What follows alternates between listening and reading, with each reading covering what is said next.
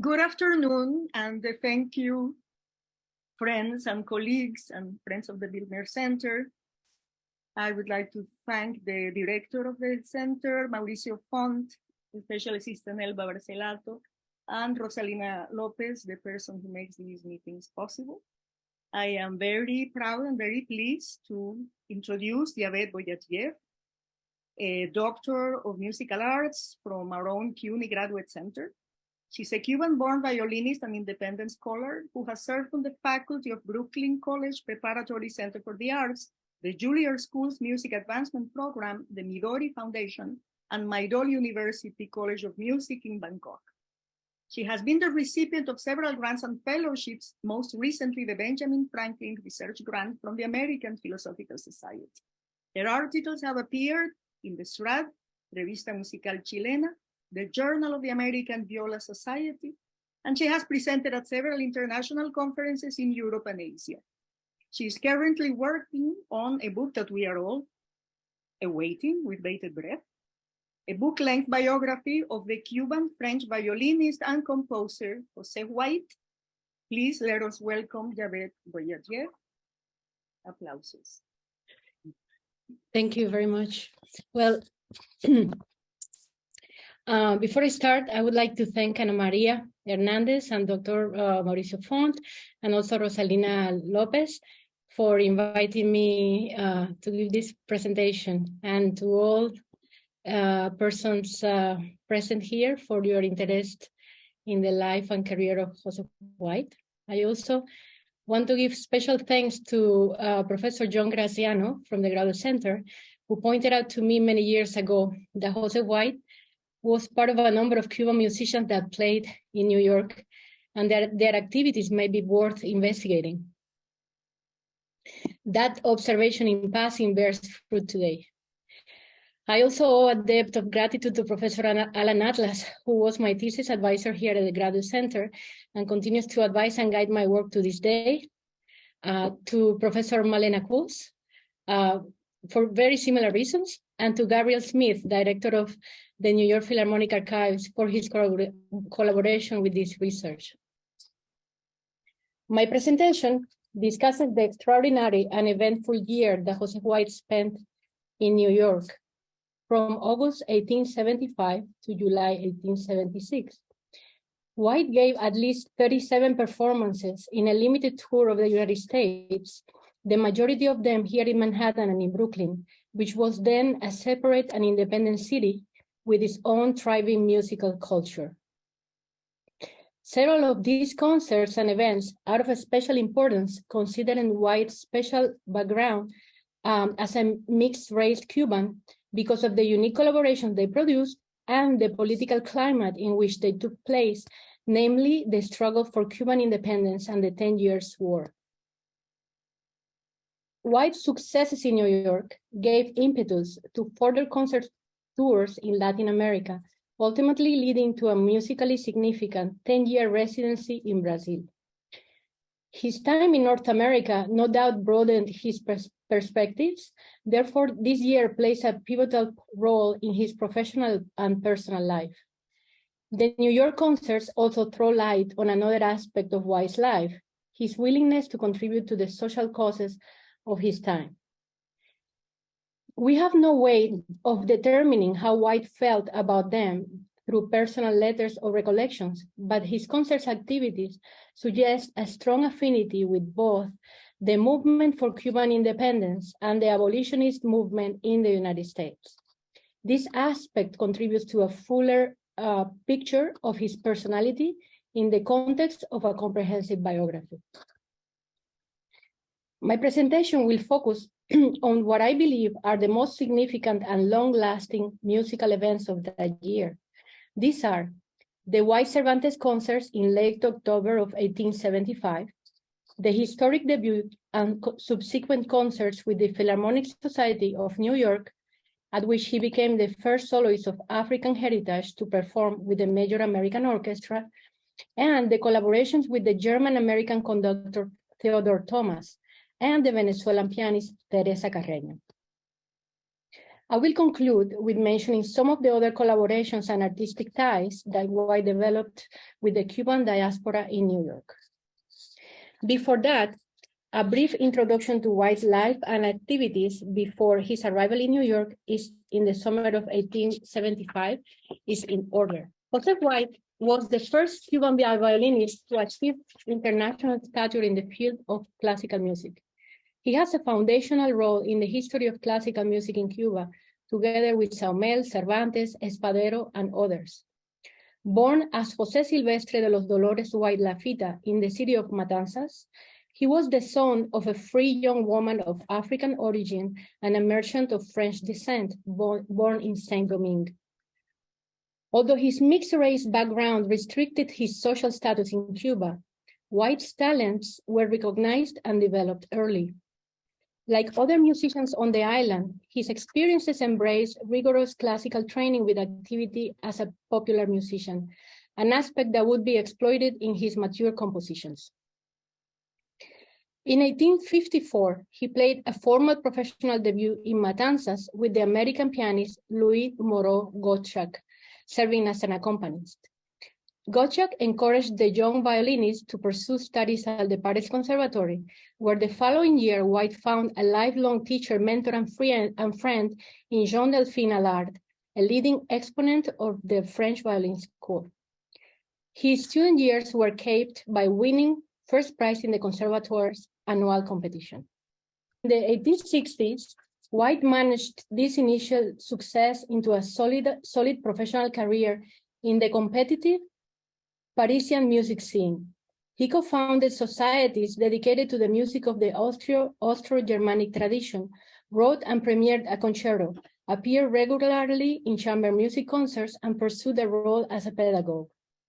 A set of 6 of his etudes, which combined technical demands with a novel and nationalistic musical language, were accepted as part of the official Paris Conservatory curriculum for the violin in 1868. He married a fellow Parisian violinist, became a French citizen, and counted the aging Gioacchino Rossini as one of his early admirers. By mid-1870s, like many of his marketable musical colleagues, White decided to pursue performing opportunities outside of the confines of Europe.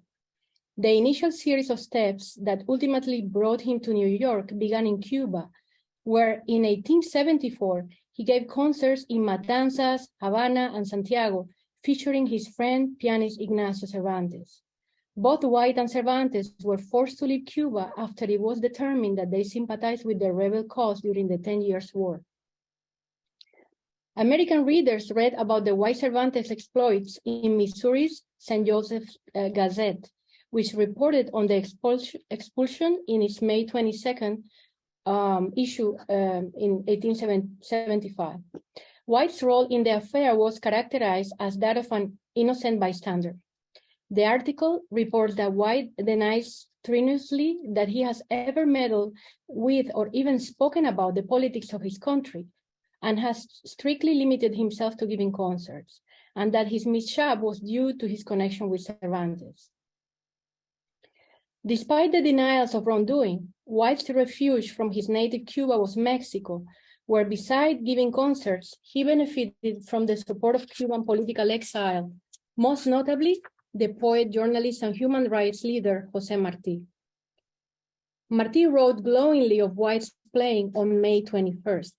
Quote, "It is said that with his bow he can draw tears. It is said that he knows how to agitate with his strings all the commotions of the soul." And then reviewed White's first concert in Mexico City, praising the violinist's skills and reporting the public's enthusiasm. Quote, "White was greeted with very vivid bursts of applause. The audience moved with the movements of his powerful bow. White does not play, he subjugates. As much praise fits, White deserves it. As much art fits, White has it. There were hours of enjoyment and enthusiasm for me, which I spent moved by his bow. These shall be pages of gratitude and affect for him. I feel proud that my homeland is the homeland of that eminent artist." End of quote. After finishing these concerts there, White left Veracruz on July 15 on board of the steamship New Orleans to the homonymous city, and left New Orleans likely by railroad, arriving at New York at some point on or before August 15. During the second half of the 19th century, the city of New York had emerged as the leading cultural center of the United States. Increasingly prosperous as cosmopolitan, the classical music scene was dominated by German immigrants. Hardly a step behind European capitals, the city established such first-rate musical institutions as the Philharmonic Society of New York in 1842, the Academy of Music in 1854, and Steinway Hall in 1866, staging the latest operas and performing up-to-date symphonic repertoire. Since the 1840s, the city had enjoyed the influx of international musicians that included pianists, violinists, cellists, opera singers, opera companies, as well as dancers and circus performances. The vibrant musical scene had chamber music and solo recitals by major European soloists that performed there as part of larger United States tours. The improved transportation and the resourceful work of independent agents and entrepreneurs had indeed enabled a growing culture of touring throughout the country. Besides being a vibrant cultural center with the growth of mercantile connections between New York and Cuban ports, New York had also become the home of a significant number of Cubans who represented the several social classes and ethnicities present in the island. The first half of the century has seen an influx of craftsmen that were drawn to New York for business opportunities and sugarocrats who would send their offsprings to get the kind of education that they could not get in Cuba. After 1868, with the beginning of the 10 Years' War, New York found itself at the receiving end of a high exodus from the island, becoming the principal exile center and a very important source of funding and intelligentsia for Cubans who were fighting there. There were several reasons why the 39-year-old White, at the very top of his artistic and technical powers, might have wanted to tour New York and nearby cities. First, it offered the professional challenge of the international stage. The second reason might have been financial. New York and the United States in general had gained a reputation, in part spread by the European press, of being a place where touring international soloists could receive substantial fees. Although this was not always the case, the possibility of this happening could have been encouraging enough. Third, he might have felt inclined to explore a professional future somewhere in the Americas as a whole, and the United States might have been an ideal point of departure.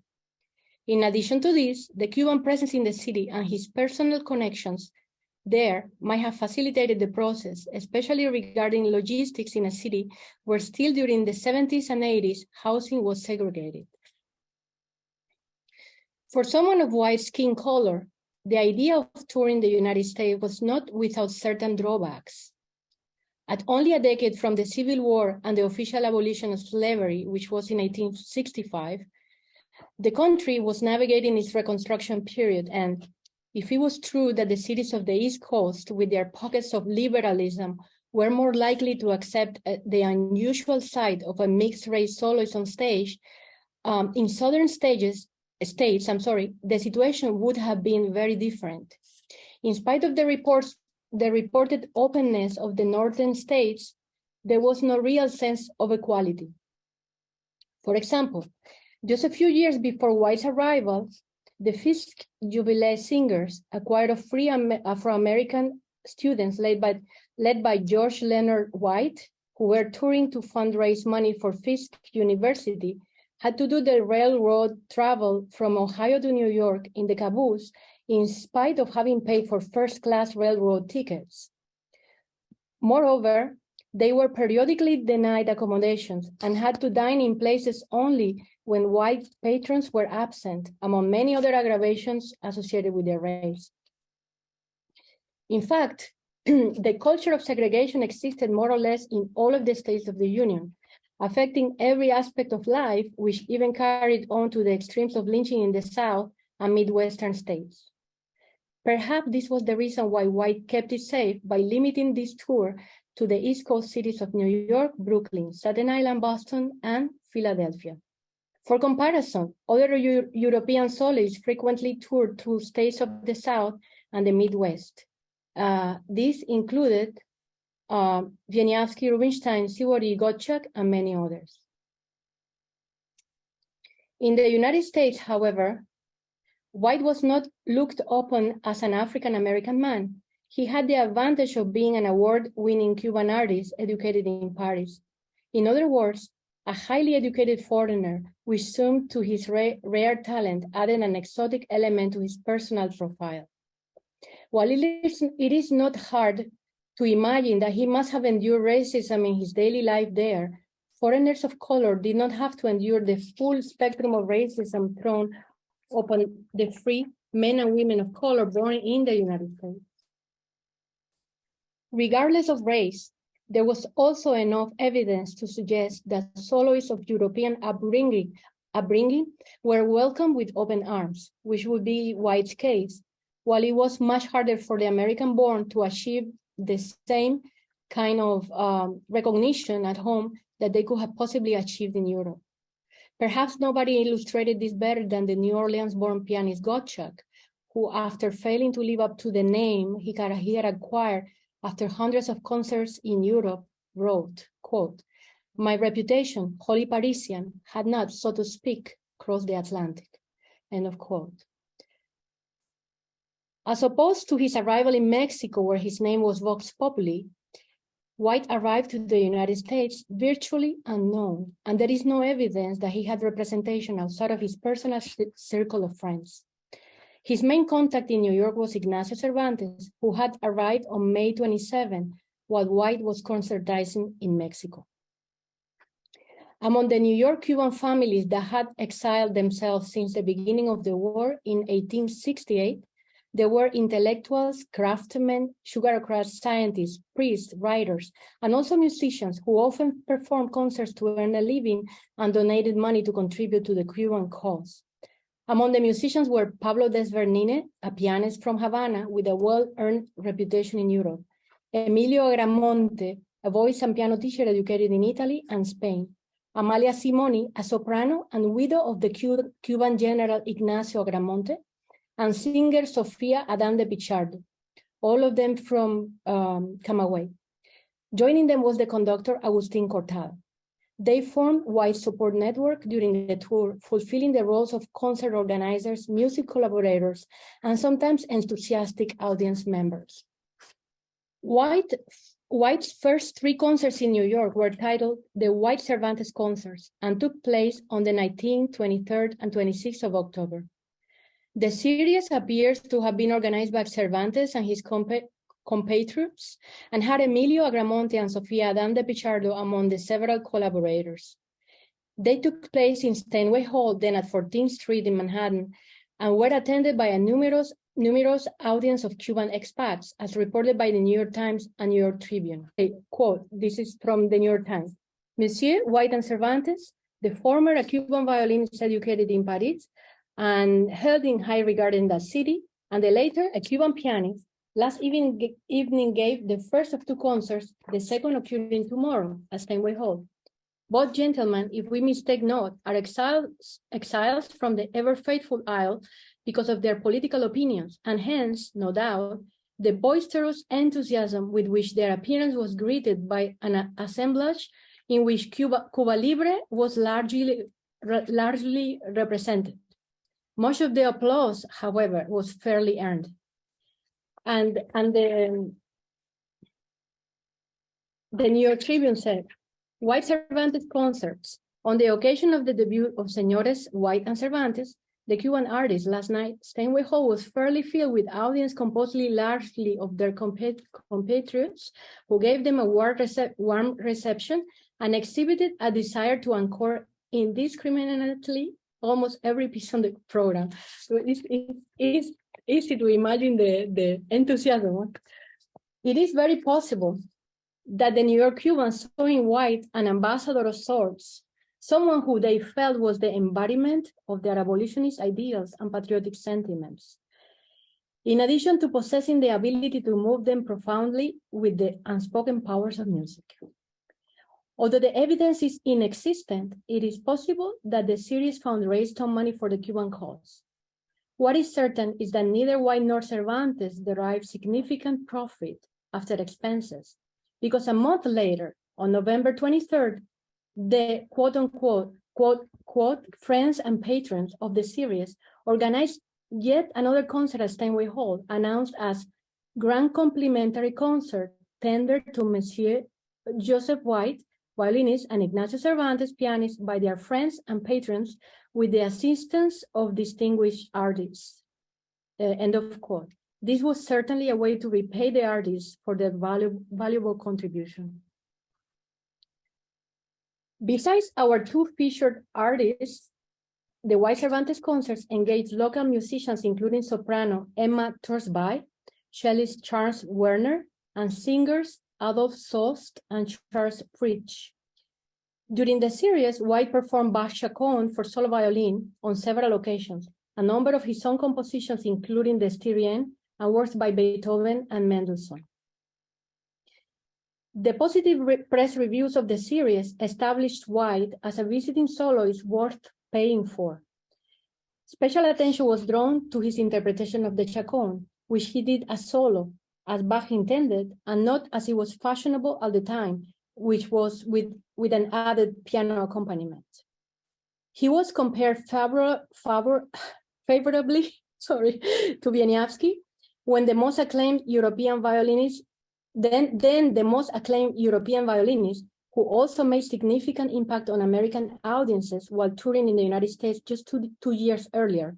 Wieniawski toured the United States between 1872 and 1874.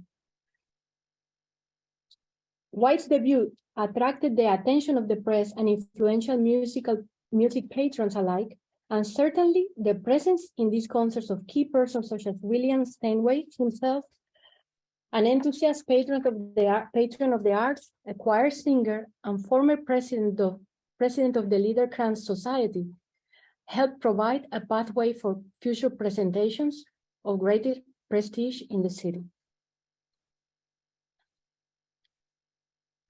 White's most prominent series of concerts in New York that year was his debut with the Philharmonic Society of New York, conducted by Carl Bergman. Since its organization in 1842, the Philharmonic Society, now known as the New York Philharmonic, had engaged some of the most well-known violinists of the time, including Henry Vieuxtemps in 1844, Ole Bull in 1869 and 70, Pablo de Sarasate in 1872, Camilla Urso in 1873, and Henryk Wieniawski in 1873 and 74. Until White's debut, however, the Philharmonic had never engaged a musician of African heritage. White was the first one on any instrument to perform as soloist with the orchestra. The concert took place on December 11, 1875, at the Academy of Music on 14th Street and Irving Place, a majestic 4,000-seat venue for opera and orchestral music. White performed Mendelssohn's Concerto in E minor, Opus 64, and Bach's Chaconne for solo violin. The decision to program the Chaconne was made after it made a strong impression during the White Cervantes concert. It was not performed as an encore, but instead made up an important part of the second half of the concert, which was rather unusual. Because in an orchestral concert, usually the works that are featured the solo works that are featured have an orchestral accompaniment, as is the tradition, right?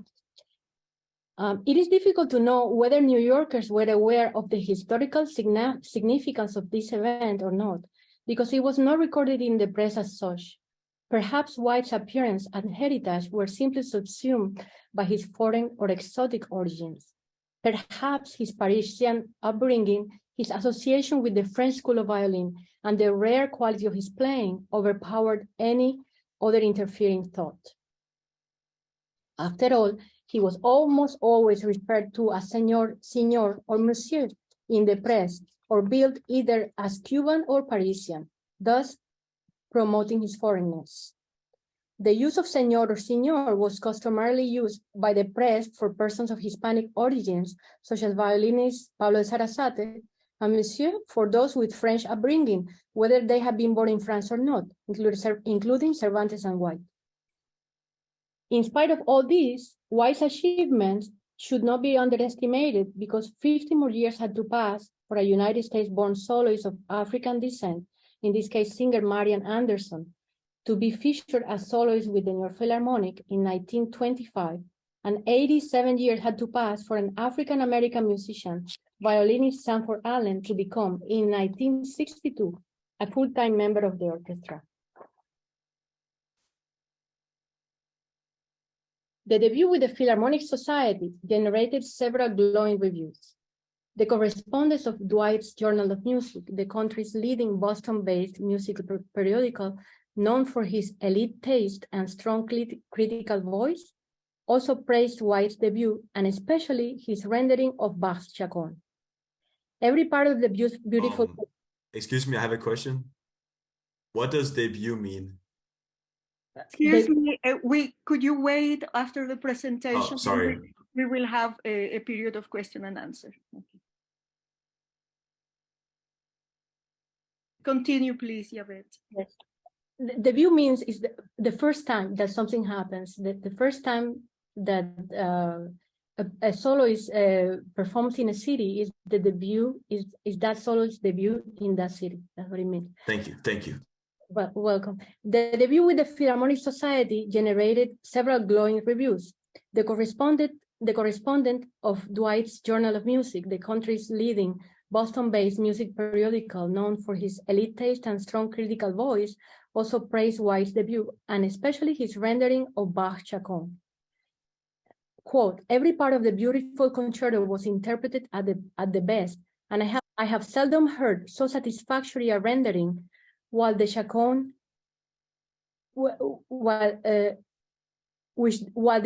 which demands talent and artistic quality of the very highest order, was equally well played. The New York Times also reported, quote, the most interesting incident of the concert was the violin performance of Senor José White. A purer tone, daintier phrasing, and truer intonation than characterized by this young artist's playing have never been enjoyed by the local public. Possibly, in Mr. Wieniawski's execution of Mendelssohn's violin concerto, there was a little more dash, but we are not sure about that now. And then, in accuracy of stopping, the older performer's work did not suffer a trifle by his wonderful brio. Senor White's delivery was simply perfect, the lovely andante of the composition revealing particularly the sweetness and expressiveness of his cantabile. Loud applause followed this part of the concert, but a very unusual demonstration of pleasure attended Senor White's later rendering of Bach's Chaconne, his reappearance on the stage being greeted with cheers. The violinist's interpretation of this piece has never been equaled here, and the tribute in which, by the way, the band united with the audience was fully merited. The successful concert and reaction led to another opportunity to solo with the orchestra. 3 months later, on March 18 of 1876, White performed Vieuxtemps, Ballade and Polonaise with the Philharmonic at Manhattan's Academy of Music. The Chaconne was reprogrammed by popular request, and the encores included his own Styrienne and a gavotte by Bach. We learned from the programs that George Matzka, the orchestra's concertmaster, substituted its musical director Carl Bergman, who was indisposed. This concert was equally well reviewed. Dwight's journal assessment included a revealing comparison of White's playing with the other 19th century violin giants that had recently entertained New York audiences. The following passage is worth quoting as it points out White's strengths and weaknesses relative to the playing of Wieniawski and Ole Bull. Quote, the most conspicuous merits of Senior White playing are the accuracy of his stopping and the perfect purity of his intonation. His defects are a want of power in bowing and a lack of breadth in his style, which is sometimes felt in his conception of classical music. In him are lacking just those traits which bring Wieniawski of the interpreters of such music, the nerve power and the broad sweeping bow. Too frequently, however, Wieniawski, like Ole Bull's Irishman, plays by main strength of jabbers, and his rapid passages are often rasping. Senior White's playing is characterized by refinement rather than by power, although his remarkable intonation makes every note from his violin distinct and penetrating. We are fortunate to have a record of what White received as payment for his two concerts. With the Philharmonic. Surprisingly, in both cases, White received no performance fee, but settled for symbolic tokens of appreciation. For the first concert on December 11, he was offered a dozen rehearsals and concert tickets to distribute to friends. In addition to this, a meeting held on December 17 reported that request that the president of the society write a letter of thanks to White, quote, for his valuable services rendered at the second concert, end of quote, as well as furnish boxes and tickets to the artists that have volunteered, quote, in the hour of need for Mr. José White and friends, end of quote. The organizers of White's second concert with the Philharmonic proved equally frugal. On February 25, 1876, the board of directors resolved to request the re-engagement of White as soloist in the fifth concert of the season, quote, for nothing if he can, or for a sum not exceeding $50, end quote. On March 3rd, it was reported that White had accepted to perform at the general rehearsal. The organizers of White's second concert with the Philharmonic proved equally frugal. On February 25, 1876, the board of directors resolved to request the re-engagement of White as soloist in the fifth concert of the season, quote, for nothing if he can, or for a sum not exceeding $50, end of quote. On March 3rd, it was reported that White had accepted to perform at the general rehearsal and at the fifth concert, quote, for no charge whatsoever. The bill of his carriage for $756 passed for payment. At this point of the season, the financial situation of the society had become so desperate that the board of directors was asking members of the orchestra to play as volunteers. White's willingness to help the orchestra by foregoing his payment was received with gratitude by the society, which on March 24 resolved to again send, quote, a note of thanks to Mr. White for his kind assistance at the fifth concert, and that the orchestral parts of the Ballade et Polonaise with the stamp of the society on each part be presented to the artist, end of quote. It is important to note that the lack of fees for both concerts did not reflect any personal or professional bias on the part of the Philharmonic Board of Directors towards White.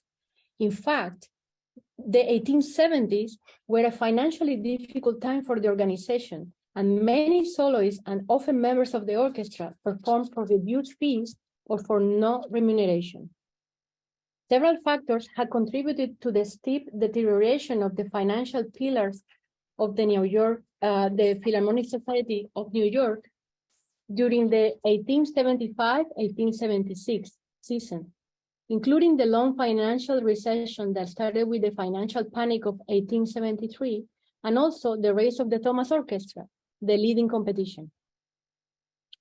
Because of this situation, most soloists that performed with the Philharmonic accepted to perform for little or no fee, and only on the third concert of the season there is a reported payment to the soloist. It seems reasonable to believe that for White, the opportunity to perform with one of the most elite musical establishments in New York offered benefits beyond a performer's fee. If the White Cervantes concerts served to create a loyal following among his compatriots, the Philharmonic performances opened his playing to a wider audience of culturally savvy concert goers and potentially new collaborative opportunities. In fact, this is precisely what occurred and can be demonstrated by his performances with Theodore Thomas. Theodore Thomas was one of the most influential musicians in 19th century America. Born in Germany, his family emigrated to the United States when Theodore was only 10. Trained as a violinist, he resisted returning to Europe for formal studies, learning instead the art of conducting in New York, where he gradually came to be associated with the Philharmonic Society of New York, the Brooklyn Philharmonic, and above all, with the Thomas Orchestra, a group that included the best orchestral musicians in the city, predominantly of German origins. Often positively compared with some of the best European orchestras of the day, the Thomas Orchestra had the advantage of a full-time rehearsal schedule which generated better results than its struggling counterpart, the Philharmonic Society of New York. Impressed with the Philharmonic concerts, Thomas engaged White for 3 performances. The first was in Philadelphia on January 13 with the Mendelssohn Concerto and Bach Chaconne, which is, he repeated what he had, the program he had done with the Philharmonic Society of New York. Thomas conducted the performance at the Academy of Music on South Broad Street and Locust Street, which is its current location. White's debut in Philadelphia was reviewed in the Times, and it stands as one of the few instances, very few instances I have found where White's ethnic features are discussed directly in the press. Quote, "The novel feature was the violin solos of Senor White, a Cuban who is dark enough to have African blood in his veins. He's an accomplished artist, playing with classical elegance and finish, though his style is not marked by great breadth of fervor. He plays Mendelssohn's familiar violin concerto and Bach Chaconne for violin. Both were enthusiastically applauded, and the latter was encored." 2 days later, on January 15, the same program was repeated with the Philharmonic Society of Brooklyn at the Brooklyn Academy of Music on Montague Street in Brooklyn Heights. 2 reviews of the concerts were printed. The first, in the Brooklyn Daily Eagle, emphasizes White's ability to move his audience emotionally. Quote, "Of Senor White playing, we have heretofore spoken in the highest terms of commendation. Since Wieniawski, no violinist who has visited this country can compare with him, and in many respects is superior even to that eminent virtuoso. Senor White was twice recalled, the enthusiastic transcending the usual limitations of hand clapping and finding expressions in cries of bravo, bravo, when he gave a portion of a delightful gavotte by Bach. The correspondent of the Dwight's Journal of Music saw tone as the main ingredient of White's musical talent. Quote, "Senor Joseph White, of whose admirable violin playing I wrote not so long ago, played Mendelssohn's Concerto and for an encore of gavotte by Bach. The great charm of Senor White's violin playing is in the quality of the tone he draws from the instrument, which is singularly pure and sweet. Other traits, however, are not lacking." The third and last collaboration with Thomas took place on March 12 at Steinway Hall as a fundraiser. It was a fundraiser for the Women's Centennial Union. The group aimed to raise money to support New York working women to travel and participate in the centennial celebration in Philadelphia later that year. A review in the New York Times, which neglected to mention what was played, pointed out that Senor White played his violin solo superbly. Another historically significant collaboration that occurred during White's residency in New York featured the Venezuelan pianist and former child prodigy Teresa Carreño. Like White, Carreño was a pioneer. She was the first Venezuelan pianist to achieve international stature in classical music. Both shared the need to overcome disadvantages that came with being minorities in their professional circles. Both have friends in common, notably the American pianist Louis Moreau Gocha, who, interestingly, was present at the outsets of their respective careers. White's already mentioned debut concert in Matanzas in 1854, and Carreño's New York debut in 1862 as an 8-year-old prodigy. In both instances, Gottschalk offered the mentorship and advice that helped propel their professional life forward. In 1874, the 21-year-old Carreño began touring the United States with her husband, the French violinist Émile Sauret. In December 1875, she was advertised to appear in a series of concerts at Chickering Hall in New York. White, Cervantes, and cellist Charles Warner took part in one of those concerts on December 17. The works performed that evening included Mendelssohn's Quartet in B minor, Opus 3, in which White played the viola part. However, the most tantalizing work on the program may have been White and Carreño's performance of Beethoven's Sonata, Opus 30, number 3. It was their only recorded performance together and was highly praised in the New York Tribune. The friendship between White and Carreño proved long-lasting as the two remained friends for life. Aside from Cervantes, White's principal musical Cuban collaborators in New York were Emilio Agramonte and Agustín Cortada. Agramonte taught piano and voice lessons and was very active organizing vocal concerts in Manhattan and Brooklyn, where he featured his students alongside professional singers. White often participated in Agramonte's larger recitals, from formal concerts to intimate music given during church services. His presence in the former, no doubt, adding much needed prestige. Some examples of the collaborations with Agramonte and Cortada include the first and second concert of the recently founded Madrigal Society of Brooklyn, with Agramonte as piano accompanist and Cortada as conductor. This concert took place at the Brooklyn Athenaeum, which was located at the corner of Atlantic Avenue and Clinton Street. The concert hall for this event had the capacity of 2,000 seats. Another was a collaboration at the Brooklyn Academy of Music as part of a performance of Rossini's Stabat Mater organized by the Handel and Haydn Society of Brooklyn. The concert also included some of White's violin pieces. They also participated in 3 concerts at Chickering Hall in Manhattan in April and May of 1876. One of these concerts was a grand miscellaneous concert. The other was the Emilio Agramonte annual concert. And finally, they collaborated on a benefit concert for a rural church. Besides these advertised events, the musicians often perform in liturgical settings at the Hanson Place Baptist Church in Fort Greene, Brooklyn, at the Plymouth Church, and at the Bedford Avenue Reformed Church. What are some of the significant accomplishments of White's American tour of 1875-76? No doubt the most impressive and historically significant was his debut with the orchestra that would eventually become the New York Philharmonic. It was a milestone that the orchestra eagerly recognizes to this day, and a social legacy of particular importance in our time, as we rightly seek to acknowledge the achievement of minority groups in the field of classical music. It is fairly clear what professional gain White received from the Philharmonic concert.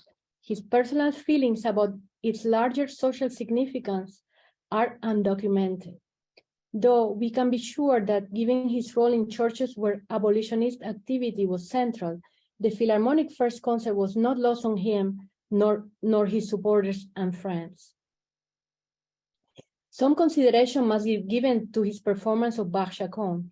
Though he was certainly not the first to perform the masterpiece in North America, his enthusiasm on universally applauded interpretation gave the piece a special place during the 1875-76 concert season. We might well reason that it was White's Chaconne performances what attracted Theodore Thomas to the Violinist, as Thomas was among the earliest promoters of Bach music in the United States. White's insistence to feature the very best of the Austro-German repertory, now considered the cornerstones of the violin repertory, stands in contrast to other violinists who prefer to fill their performances with audience-friendly puff pieces. Perhaps another way to say this is that White did not underestimate the quality of his audiences. Finally, we can point out that White's New York season deepened his ties to the community of Cuban exiles in the city. The White Cervantes concerts, while being important artistic events that created awareness about White as a violinist to be taken seriously by a musical elite, also served the Cuban community with the occasion to show their patriotic sentiments. They showed that White was sympathetic to the cause for the island's independence and no longer limited by the fears and intimidation tactics that marked the first White Cervantes collaborations in Cuba earlier that year. White continued to work with Cuban musicians in numerous events throughout that year, thereby strengthening personal and professional ties to Latin America, features that marked the next important phase of his life in South America and Brazil. Thank you very much. Thank you, Yavet, for your excellent presentation. Brava, bravissima. And before we open the floor for questions, I would like to acknowledge the presence of ethnomusicologist Ned Sublet, also a dear friend and a graduate of our graduate center, producer Mary Ebrahimi, and architect Paul Echanis. Thank you for attending. I would also like to mention, I might as well plug my home college. La Guardia Community College has an archive of materials from Steinway, and the director of our archives, Richard Lieberman, also has a lot of materials and has written a lot about Steinway pianos and the Steinway family. So without further delays, I would like to open the floor for questions. Please use the reactions, the raise your hand function, or the chat to avoid chaos. Hello? Yes. Yes. Yavet has done an extraordinary amount of research on José White in Brazil. And because this talk was not addressing José White in general, but specifically New York, we have been shortchanged because his stay in Brazil is fascinating. So just maybe I will ask her to say a few words on the importance of José White's stay in Brazil. Yes, thank you, Malena. Well, José White arrived in Brazil in 1879 and left in 1889. He arrived in Brazil as at the end of a tour in South America, during which he performed in several countries, staying the longest in Chile. And he wrote a piece that became sort of a hit, what now would be a single, a Grammy-winning single. That was a Zamacueca, based on a Chilean folk tune. This piece became so popular across the several countries of the continent that it was baptized as the Zamacueca White. And with that Zamacueca, he traveled. He went to Brazil. His Zamacueca was already well known in Brazil when he arrived there, and he continued to perform it there. But anyway, he arrived there possibly already with invitations from the Emperor Don Pedro II, who he met in Philadelphia, by the way. This presentation is about New York, so I have to control myself not to talk too much, and like I was discussing with Ana Maria before. At some point, you have to say enough, stop, right? Because in Philadelphia, he met Don Pedro II, who was touring internationally, because he wanted to bring to Brazil the latest inventions, the latest technology, the latest of everything. He wanted Brazil to be a cultural empire, and I think he achieved a lot of that. And he was invited to be part of the Centennial celebrations in Philadelphia. So he attended José White's concert and concerts there, which happened later during this tour. And anyway, José White went to Brazil, And there he founded several music societies in the style of the Parisian music societies.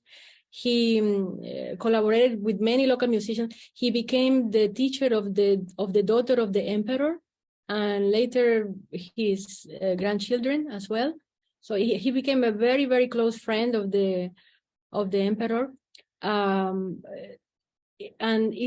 it was such the relationship that in 1888, 89, very shortly before he had to leave, shortly before the emperor was forced to abduct, he signed a document giving freedom to the last slaves in Petropolis. Supposedly there had been the abolition of slavery in Brazil already a few years later. I think 1883. I might be wrong. I think it's 1883. But there were a few slaves left in Petropolis, and the document that gives the freedom to those slaves is signed by prominent abolitionists, also by the daughter of the emperor, who was Princess Regent at that moment. She was taking care of the empire, and José White's name was there. So that was quite an important and historical thing. If we think that José White was just violinist, right? It was very, very. And then in 1889, he had to basically leave Brazil suddenly because the emperor was taken down by a coup d'etat, and all of his his closest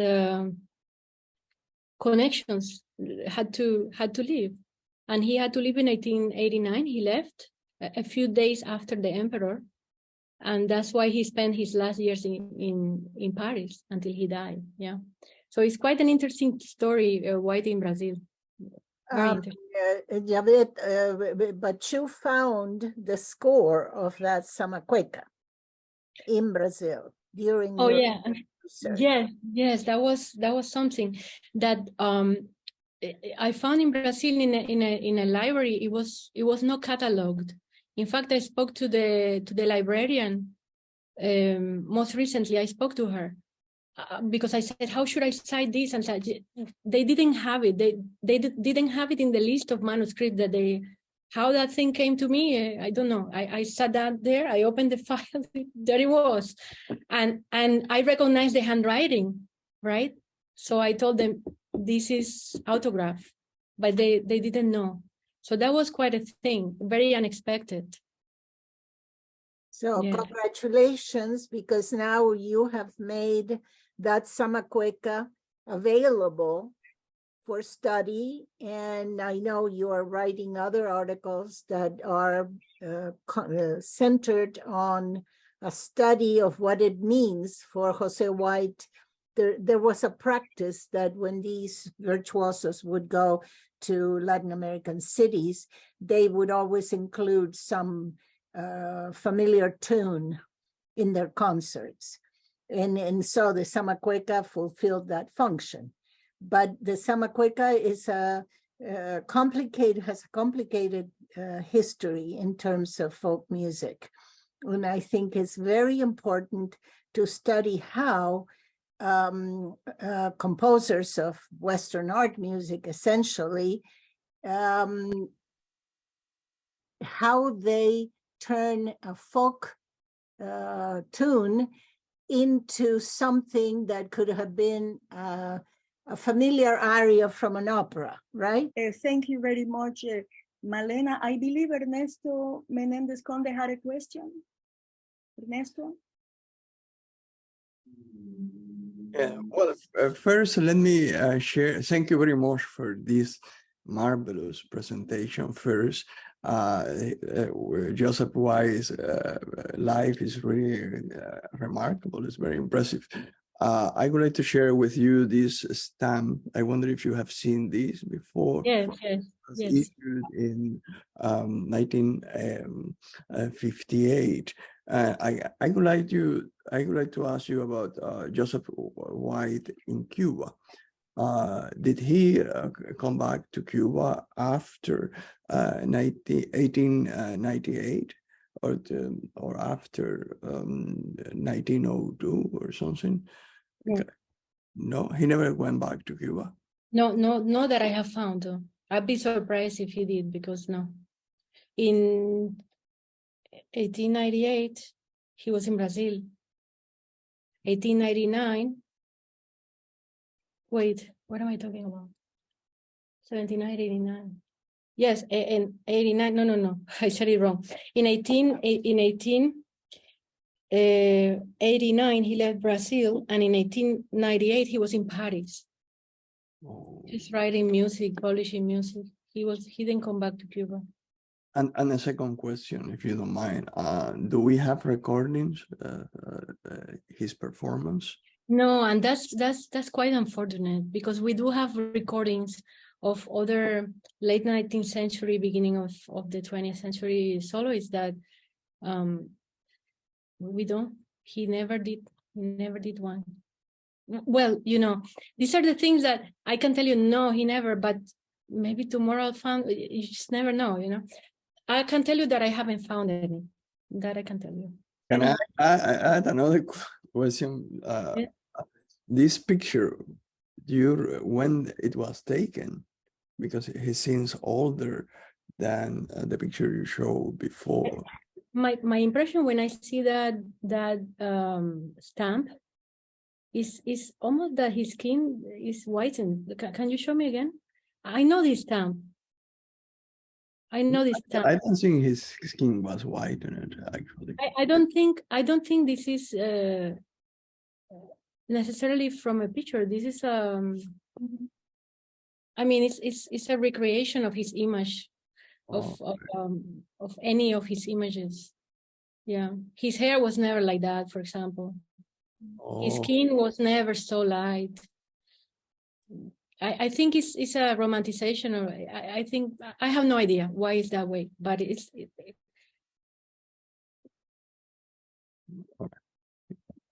Any more questions from the audience? No more questions? Yeah, I have one question. When he was in Philadelphia by that time, that he was, I know they say he was free in Brazil, but he was freedom in Philadelphia when he was doing the concert. Like, because you mentioned something about that the pay that he get paid. So I'm wondering, that he get paid normally, or that he get paid differently of the rest of the concert people? Do you mean in Philadelphia? Yes. Well, in Philadelphia, he joined an opera company. He was in Philadelphia. He actually joined.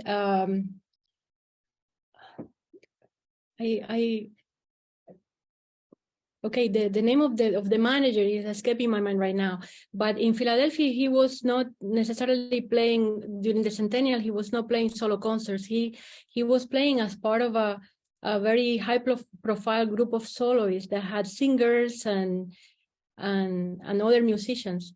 So it was.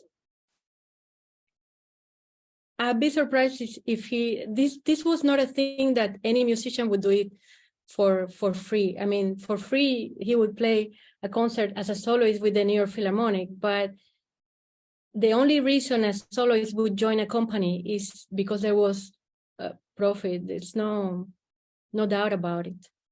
I don't think his primary goal, if you want me to tell you, was to make money, though. Because yeah, I think it was like kind of show that people can be able to like that kind of people, because he was from African, and he was also mixed with you said French, right? Father was from French, but he was not from Africa. Oh, you said descendant of Africa. Well, his mother was a black slave, and okay. he was born in Eastern Cuba, but obviously we all know she was born a slave, and we all know where the slaves came from. So he represents a heritage, and he was mixed. His father was French, born in Saint-Domingue, and his mother was a slave, a Cuban slave of African heritage, and then he was born free. He was a free man from birth, Oh, okay. but he was born in Matanzas, which is in Cuba. Oh, okay. I just want to make sure, because I hear that part that he come from descendant from the mother and the father. So Yes, but I think he did a lot of his. For example, in New York, he played in a lot of churches, and he probably needed to do that in order to raise some money for himself or his expenses. Yeah, you also mentioned that when he played one for the working woman on March 12th in Stanway Hall. To raise money for the women's organization? I don't hear. Oh, I'm sorry. I thought you mentioned one of the last one on March 12th. He played for working woman. No, he played to fundraise money for a women's organization that was going to be featured in the Centennial Celebrations Philadelphia. It was an organization of working women. Okay, yes, that's what I understand. Thanks. Any more questions? If you don't have any more questions, I would like to ask Yavet that in addition to La Bella Cubana, are there any other compositions where he used the syncretic rhythms such as the habanera or the dance cubana or the contradanza? Could you tell us?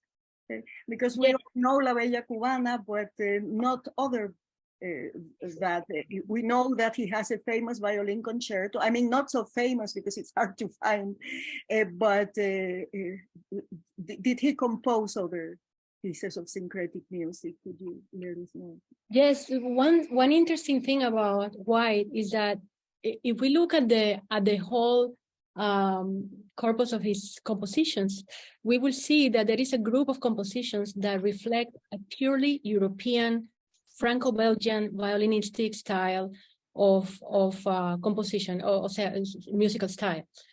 That is, I would say, the violin concerto is a very good example of that. There is a group of compositions which are inspired in or have connections with popular music. For example, the Chilean Zamacueca or La Bella Cubana. La Bella Cubana is a very interesting combination because it's like a sandwich of two habaneras with a contradanza in the center. Mm-hmm. It's an interesting combination. And then there are other pieces. For example, the violin etudes, most of them reflect the Franco-Belgian style, but he has two of them, at least two. One is where he paraphrases Manuel Saumel's. There is a contradanza about Manuel Saumel. He paraphrases that contradanza. Now, if you don't know the contradanza, you might doubt where is this coming from, no? Because these things are very subtle. Don't think that it's not going to sound like percussion and son cubano. It doesn't sound that way. It's melted in such a subtle and I'm sorry for the good in such good taste. That I shouldn't say good taste, but a good taste for me might be bad taste for someone else. I shouldn't say those things, but I find it quite skillful the way he merged musical styles. And the other piece, the last etude, which he dedicated to Secundino Arango, who was a Black violinist, is an etude that I would think even current Cuban musicians, when they hear it, they would think of some kind of old trova song, old traditional Cuban song. It's very beautiful. And finally, there is a final group of compositions which are purely popular music. When White was young, he conducted an orchestra called the José White Orchestra in Matanzas. Before he had the opportunity to travel to Paris to study and become the classical violinist that he became and write his violin concertos with all of these European influence and skills and all of this, and orchestration, all of this. He wrote popular dances and arranged popular dances for ballrooms. You say ballrooms, right? Ballroom. In Matanzas. In Matanzas. So he comes from popular music, and that is the reason why he kept working with popular music all his life. It was in his blood. Thank you very much. Just a short follow-up question, because there may be others who have questions. We know that Louis Moreau Gottschalk is recognized as the father of world music, and that he was very much interested. Is there any connection other than, we know you mentioned it in your talk, how Gottschalk saw him perform and supported him? Could you tell us a little more about a connection between Louis Moreau Gottschalk from New Orleans, from Louisiana, and José White? Yes, well, if you mean about the music, absolutely. I think Gottschalk influenced generations of musicians. For example, one of the styles that Gottschalk was a master in was the miniatures and piano pieces that took elements from popular music from different countries, even from New Orleans. Or when he went to Latin America, he incorporated these elements in his music. Even when he went to Cuba, he wrote music inspired by the Cuban music that he heard. So this was a thing at the moment. And White was definitely influenced by Gottschalk as Espadero, Saumel, Cervantes, all of these musicians. So there is a very big connection, musically speaking. Okay. Thank you very much, Yavet. But I just wanted to say one more thing. I think Gottschalk, because he was a Creole, and he was raised with in a household where he had, right, you know the story. So I think he had a special sensitivity for someone like White. I think when he went to Cuba, for example, he enjoyed very much walking on the streets of Cuba and seeing how the different races and social classes got along in there in a way that was not common in the South in the United States, right? It was a different, when we read Gottschalk's travels, his writing, I think it's easy to understand why he would have a special sensitivity for the people of Latin America, for example, someone like White or Teresa Carreño, and he would want to mentor these kind of talents and these kind of personalities. Thank you. Any more questions? I see that Mayra McCarthy and Aymara are on the screen from the Cuban Cultural Center of New York. Do you have any questions or comments? Yes, and thank you very much, Ana Maria, for the invitation. And thank you very much, Yavet, for a most incredible lecture on José White. Being Cuban, you know, of course, our first thought goes to La Bella Cubana.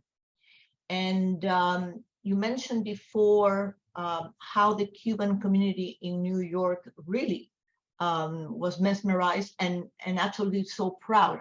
There was such a sense of pride in having a Cuban violinist playing in New York with the Philharmonic and all that.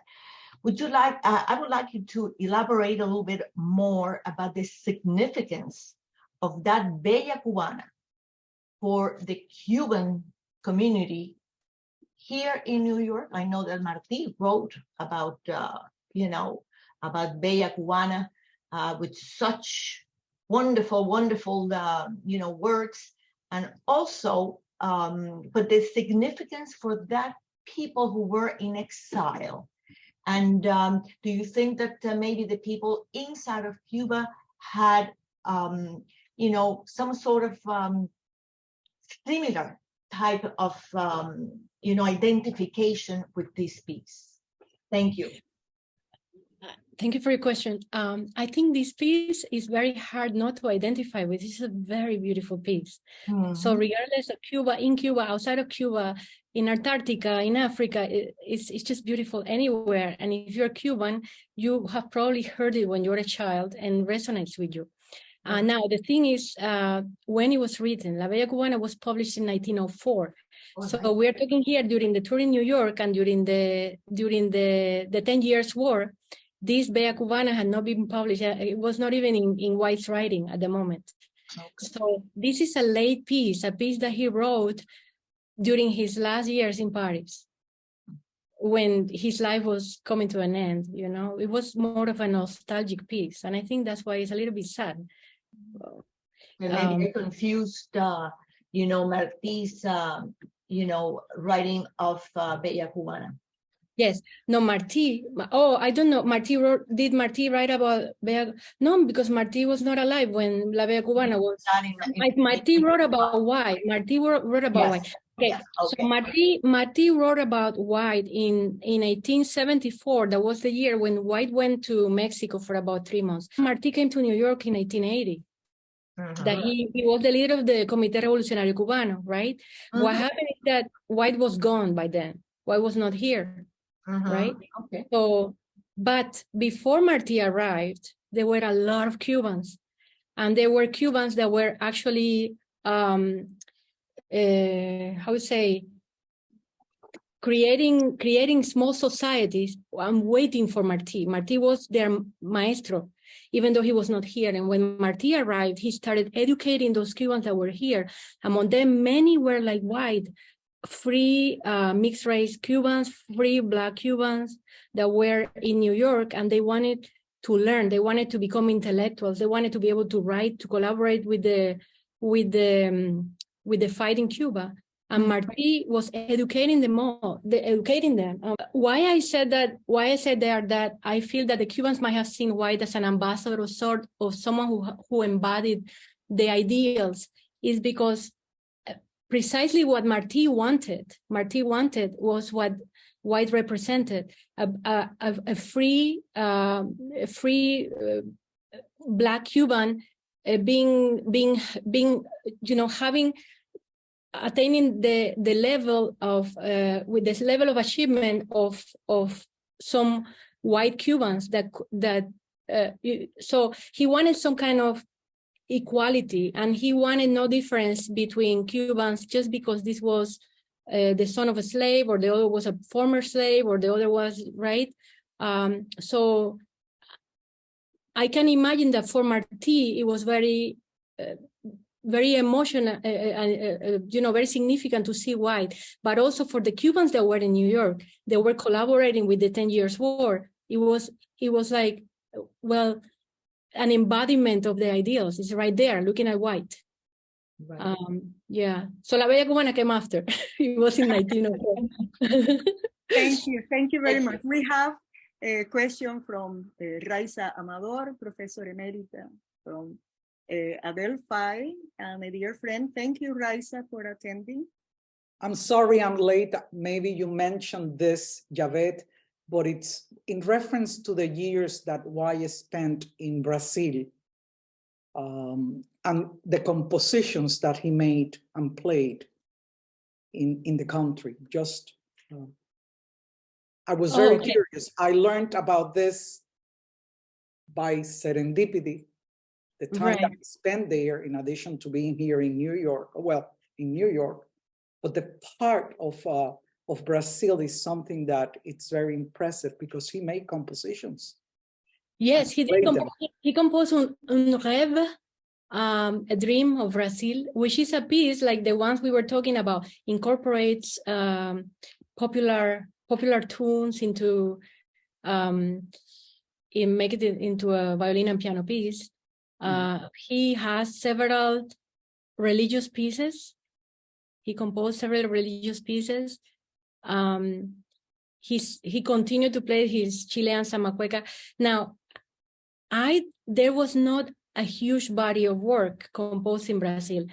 And I always believe that what has come to our knowledge is just a part of it, because a lot has been lost. I think when he went back to France after Brazil, he kind of made up time a little bit. He composed more there. There was a lot, for example, when he came to New York, he didn't compose anything. Or I have not found any new composition during the time he was in New York, for example. Why? Because he was very busy playing. He played, I have found during that year in New York, 37 concerts. Until very recently, 33. Like most recently, 37. And the list keeps growing, which means that there is a lot that I won't find. He played a lot of concerts. He was not composing, really. I remember that I bought a long plate 33 many years ago, and I gave it away. And there was several compositions that he made during his stay in Brazil. Really? Yeah, I have to dig that out from my nephew who has the So record. one of them was probably En Rêve. En Rêve, and there were some caipirinha, something that, not the drink, the baquianas or something like that. That I don't know. Don't know. They were if you do find that, I'll give you the information. I'll pass it to Ana Maria. Please do not forget. I mean, that would be a new thing, because I will. I know about one religious piece called. In fact, there is I must mention her. If you want to learn about his time in Brazil, you must read Magaldi. Okay. What's her name? Cristina Magaldi. Cristina Magaldi, gracias. Thank you. Cristina Magaldi. Cristina Magaldi was the first person to research White in Brazil, and she has an article in Ibero-American Review, the journal edited by Stevenson. She had an article. Inter-American. I knew I was saying something wrong. Inter-American Review. Anyway, that article, and you can find it online. And then she has also her dissertation also speaks about this. And she also doesn't mention this piece you are mentioning. So if you find, please let me know. I only have to voice, I believe, all of you in thanking Yavet for an excellent presentation, a very informative presentation. And also I would like to remind you that the session has been recorded and it will be uploaded to the YouTube channel of the Bildner Center. A lecture, rich presentation, and the questions of the Q&A have been equally rich and equally informed. So I thank you, Yavet, and I thank you all for this session. Thank you all. Thank you very much for listening. It's really heartwarming that so many people care about this, because, well, for a long time, I researched out of my own curiosity, but I never thought anybody would care. So when I share and I see that people care about this, it's really heartwarming for me. Thank you so much.